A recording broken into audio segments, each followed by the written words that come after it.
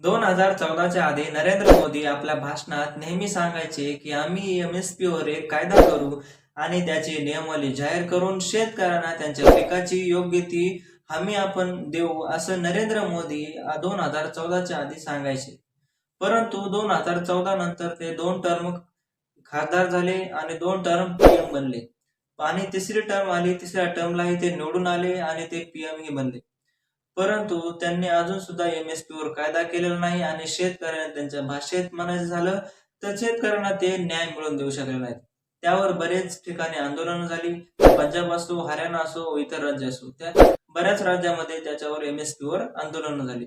परंतु एमएसपी वर अजूनही कायदा ते करू शकले नाहीत. आणि एमएसपी म्हणजे नेमकं काय आणि एमएसपी वर ते कायदा का करू शकले नाहीत हेच या व्हिडिओमध्ये आपण समजून घेण्याचा प्रयत्न करूयात. तर नमस्कार, मी रणजित. मित्रांनो, पुढे जाण्या अगोदर माझ्या चॅनलला लाईक व सबस्क्राईब करायला अजिबात विसरू नका. सुरुवातीला आपण समजून घेऊयात की एमएसपी म्हणजे नेमकं काय. एमएसपी म्हणजे मिनिमम सपोर्ट प्राइस. एखाद्या वस्तूची किंमत कमीत कमी ठरवून ठेवणे त्याला म्हणतात एमएसपी.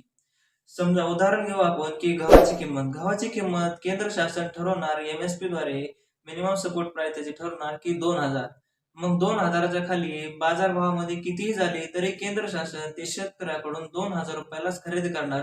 त्याला म्हणतात minimum support price. Minimum support प्राइसचा फायदा हा शेतकऱ्यांना नक्कीच होऊ शकतो.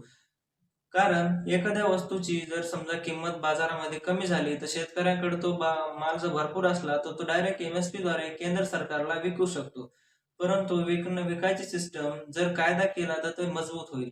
आता सध्या सुद्धा एमएसपी ही लागू होते, मात्र एमएसपी वर अजून सुद्धा कायदा आलेला नाही. त्याच्यावर वेगवेगळे नियम जाहीर जे करायचे असतात ते नियम अजून जाहीर केलेले नाहीत.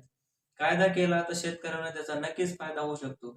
त्याच्यावर कायदा करण्यासाठी बऱ्याच ठिकाणी आंदोलन झाली. पंजाब असो, हरियाणा असो आणि इतर राज्यात तरी सुद्धा ते अंमलात कायदा आणू शकलेले नाहीत.